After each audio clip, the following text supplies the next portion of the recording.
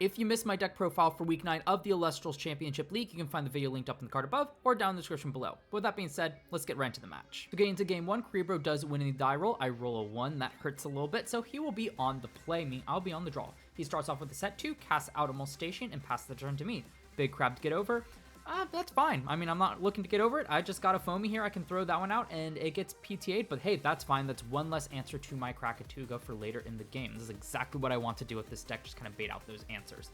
Cerebro throws out the Typhlant, and this is interesting because I've got a pretty good hand here. I really don't want to get an Eruption sniped out of it, so I actually opt to Gorgon's Gaze here, because if he has the Typhlant, I don't know how many other targets there will be for Gorgon's Gaze, and really, I just don't want to use my win condition here. Zero passes back, oh no, sorry. The Molestation hits, ends up hitting me for 1, goes back to me, where I get to cast out another Foamy. I set 2 and try to hit this Molestation here, and just get to Gorgon's Gaze, and hey, that's not bad. I'm actually quite happy I hit into the Molestation here. Cerebro probably could have expended 1 to swap the Molestation's attack and let me kind of crash it into it. That definitely was a viable play, but at the same time, I can understand with the Kraken in hand, why he might just want to stop the attack and conserve some spirits here. So this gave me to think again, do I really just want to let him just run over my Foamy here? And I decide not to. Let's just kind of keep on the pressure. Another Gorgon's Gaze. This is a bit abnormal, but again, how many other cards will he want me to Gorgon's Gaze here? So he ends up just building up his defenses and passing back to me, not wanting to give me that Foamy value, and that makes sense. I mean, right now we're just kind of in an information gathering portion. So here I Laurels, I get rid of the was it the Molestation there, because honestly, Kraken, Typhlant, that both those are fine. I really want to get Typhlant down the world, because that means he can go Ivory. So here I crash Foamy into the Kraken. No reason not to do that, since I do get the value off of it. Cerebro has no back row, so I end up casting out the Galaxy here, thinking that it is just going to be the most impactful moving forward, especially since there's a lot of good stuff I can top deck, such as Molestation and the Smoltuga to be able to aggress here, and it can hit over the Typhlant. So here Cerebro throws out the Viscerus, so that would have been a pretty good target to Gorgon's Gaze as well, but here, that's fine. I have the shield for it, and I'm swapping out the Spirit of the Galaxy. That's what you saw there, because I want to use that nice Leviathan and keep it on the board. So that shield here just kind of delaying the Viscerus another turn, allowing me to switch Galaxy to attack me. Cerebro will have to crash it to be able to hit over it most likely, unless he does have a Demeter here. Here I'm getting pretty low spirits. I figured, hey, if he has the Drataya, let's just kind of get this Ambrosia out of the way. So I just cast it, bring myself back up, and I do have a Smoltuga here. I actually lost track of the draws. Yeah, no, that was my top deck for turn, because I don't think I have a hand here. You would see it on board. So here I just grabbed the Nakaruff. That's the only target in hand, and that's pretty good. I've got now a follow-up cast, even though I have no hand, and here I can just kind of aggress, get some pressure on Cerebro's Spirit deck to close it out. And you saw I did set the other turn. Since I saw the Typhlant, I just want to get all the cards out of my hand that I want to keep around, because I really don't want to lose the Eruption, didn't want to lose the Ambrosia there.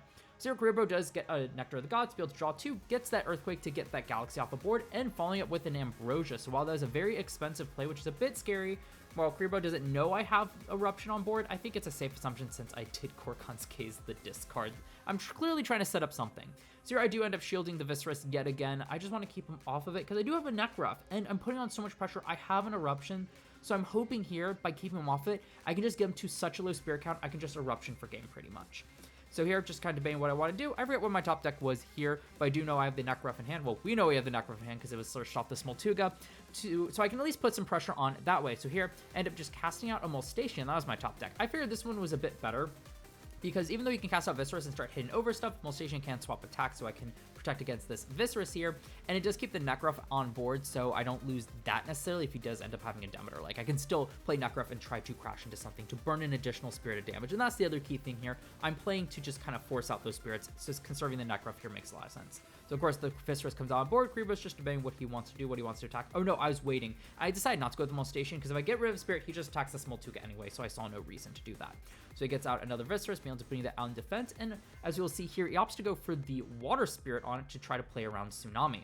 Funny enough, didn't come up this game, because, and I probably, well, no, it's pretty good here since I do have double Eruption for game. By the way, I top decked into that Eruption for game. So as I was saying there, didn't find any of my Tsunamis, and not the best in this matchup, but hey, I guess the Viscerus is pretty good. But we'll be moving on to game 2 here. Moving over to game 2 here, Cerebro decides to be on the play yet again. Now the one stats Mulligan was just really nice to see.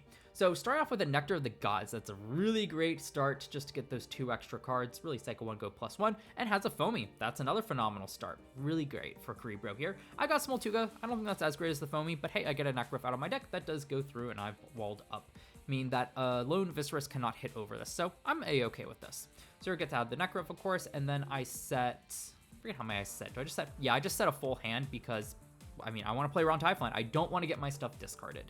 And I can't remember, I think I did, if I switched out Shield or something. I forget what my side deck was. I'll admit, this game was played quite a few weeks ago. I just haven't had time to edit it, so the game isn't as fresh in my mind. So unfortunately, I don't remember exactly what I set it out, but I imagine pretty much was in line with my side deck stuff. So here, I just cast out the Necruff and get in, burn him for a Spirit, and I'm feeling pretty good. He does have the Viscerous out on board, which he chooses to cast just to have out there to get ahead, or I guess kind of bait out some of my removal. So he ends up casting a Foamy here and just passing. He doesn't feel like he really wants to crash, and that makes sense. If Gorgon's Gaze on my end can just end the Viscerous, so he's really kind of pacing it out here. I have my own Nectar of the Gods to be able to draw 2. It's early enough in the game where this still feels really, really good. So here, just kind of deciding what do I want to do here, and just how do I want to progress forward with this? I have a Gossamer Tuga, I've got a Foamy. I do have a Gorgon's Gaze set to deal with that Foamy if I want to hit over and burn Cerebro for 1. And here I ultimately believe I just decide to expend to draw. Let's just build up some resources in hand, dig for some stuff. I think at this point I do have a Krakatuga. So I do have a pretty big hand to get discarded by Typhlant, but at the same time, by bolstering my hand, it makes it hard for Cerebro to hit some of the other cards I have in hand, and I do have an Earthquake set, or Earthquake Eruption set, which is what I really want. So he does not chain anything to the Necruff attack, so I change the Gorgon's Gaze just to make sure that I can get that Spirit Burn and deny him some value. So I pass it over to Cerebro, he sets another one, and he ends up just expending to draw. Not really where you want to be at this kind of board state, when you're just kind of waiting, and I've been picking off stuff here and there. So pass back over to me. I end up just ascending into Krakatuga. I have a second one in hand, so I'm thinking at this point, let me just pressure him here.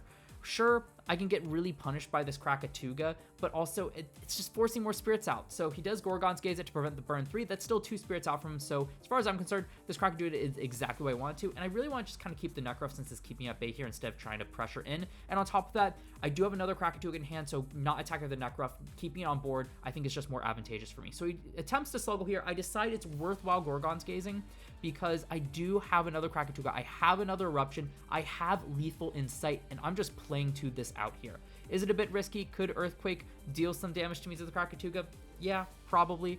But at the same time, that stall game, I figured this was just kind of the best way to push it with my hand. So here, Cerebro does have the Ambrosia to kind of bolster his Spirit deck, so I pass over to my turn, and I decide to start with a Krakatuga just to see if this goes. So if you have another Gorgon's Gaze, I can pivot to another strategy, but the fact he let it go through makes me think I should just go for it, because I have the other Krakatuga, I can burn him for 3, I've got the Eruption to burn him for another 3, and at that point, that just leaves him with so few spirits, he doesn't really have an effective answer to double Krakatuga. So here, do exactly that. I pop his 2 Elestrals. There's no reason to pop the back row here. There's nothing that can really protect him, and he had double Tsunami anyway, and a shield, so yeah, he didn't have enough spirits, and I end up taking it 2-0 with a crazy burn victory. That is not how I expected to win with a burn deck. Double Krakatuga, that was absolutely crazy. A very hype moment from this game. Fortunately, Cerebro did not have that Earthquake to be able to stop it. I think he really needed it, but even then, it was still a very dicey situation. Burn just showing how powerful it is, especially against a slower water deck like that Typhlant Ivory deck. And unfortunately, Cerebro just couldn't get that engine online. I think that could have been very potent since I was holding Krakatugas and Eruptions in hand. If you could have got that started, might have been a different game, but that's how variance works sometimes. But now I want to hear from you all. What was your favorite moment from this match? Spoiler warning for the results of Week 9. If you don't want them, please skip ahead to the next timestamp down in the description below. So final warning, click off now or get ready to be spoiled.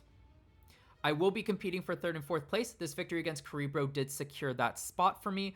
Now, I don't know who my opponent is. It's either going to be Red Baron or Wirtz, but Wirtz still has a makeup match to play, and depending on the results from that will dictate which, if he's competing for 1st and 2nd or 3rd and 4th against me. So we'll just have to see come, well, hopefully I should know before the finals because I do need to make a deck, but you all will find out on those finals or when the videos for all that will be posted. But if you've enjoyed this video, please consider leaving a like, subscribing, and turning on the notification bell so you're notified when I do upload more content. Can't believe we're in the final stretch of this ECL season. I will be uploading a video just kind of going over my thoughts and results and whatnot from this ECL just like I did last time. So you can look forward to that and look forward to more content in general coming out real soon.